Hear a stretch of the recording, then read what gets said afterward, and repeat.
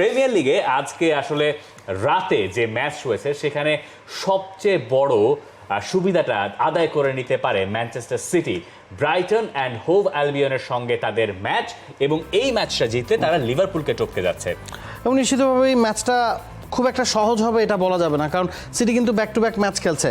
তারপরেও 4-5 দিনের বিরতি তারা পেয়েছে।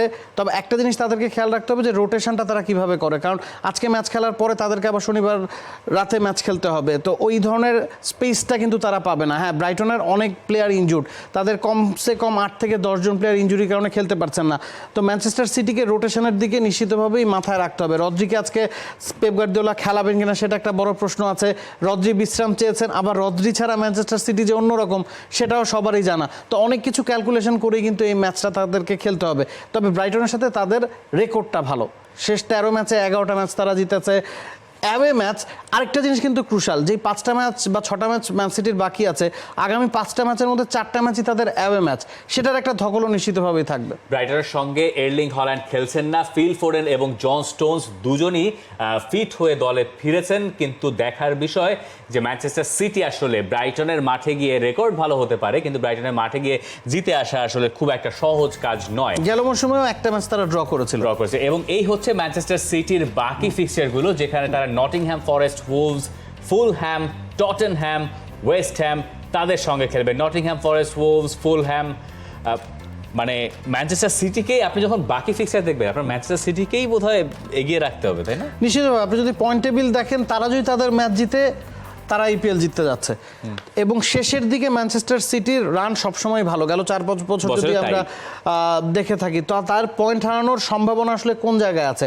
আমার কাছে পার্সোনালি মনে হয়েছিল যে টটেনহাম এবং ব্রাইটন এই দুইটা জায়গাতে ম্যানচেস্টার সিটির কিছুটা সমস্যা হতে পারে। এবং টটেনহামকে মনে হচ্ছিল যে টাইটেল ডিসাইডার হিসেবে তারা আসলে ক্রুশাল রোলটা প্লে করবে, কারণ লিভারপুল, আর্সেনাল, ম্যান সিটি 3টা দলের সাথেই তাদের খেলা আছে, এবং টটেনহামও যেহেতু চ্যাম্পিয়ন্স লিগের দৌড়ে আছে, ওই কম্পিটিশনে তাদেরকে আসলে পয়েন্ট বের করে নিতে হবে। তো মনে হচ্ছিল টটেনহাম ক্রুশাল ফ্যাক্টরটা প্লে করবে, তবে লিভারপুল আসলে সেই রেস থেকে আগেই ছিটকে যাচ্ছে। ম্যানচেস্টার সিটির হাতে রয়েছে 2টা বেশি ম্যাচ, সেই 2টা ম্যাচ খেললে তারা এই মুহূর্তে যদি তারা জিতে যেত তাহলে পয়েন্ট টেবিল হয়তো সবার ওপরেই থাকতো। তবে পয়েন্ট টেবিলের সবার ওপরে এই মুহূর্তে অবস্থান করছে আর্সেনাল, এবং আর্সেনাল আগের রাতে চেলসিকে হারিয়েছে 5-0 গোলে। এই আর্সেনাল বোধহয় একটু আলাদা। আর্সেনালের এই ম্যাচটা শেষে এমিরেটস স্টেডিয়ামে দেখছিলাম সোশ্যাল মিডিয়াতে একটা ভিডিও, যেখানে দেখা যাচ্ছিল যে দুজন মিলে নাচছেন। হয়তো আমি জানি না, গার্লফ্রেন্ড বয়ফ্রেন্ড, হয়তো হাজব্যান্ড ওয়াইফ, যে কোনো কিছুই হতে পারে, ভাই বোনও হতে পারে, আমি জানি না। এই যে ওই নাচটা আমার কাছে মনে হচ্ছে আর্সেনালের জন্য, মানে আর্সেনাল ফ্যানদের জন্য মানে সোনায় সোহাগা। আর্সেনাল তাদের ইতিহাসে কখনো চেলসিকে 5-0 গোলে হারায় নাই, তারা তো হারালোই। আর একটা ধারালো আর্সেনালকে দেখা গেল, যে আর্সেনাল আসলে ম্যানচেস্টার সিটিকে খুব ভালো মতো চ্যালেঞ্জ জানাতে পারে। এই বিশ্বাসটা আসলে মিকেল আর্তেতা এনে দিয়েছেন। এখন পর্যন্ত তাদের খেলায় যে ধারের কথা আপনি বলছিলেন, ওই জায়গাটাতে লিভারপুলের সাথে তাদের পার্থক্য হয়ে গেছে।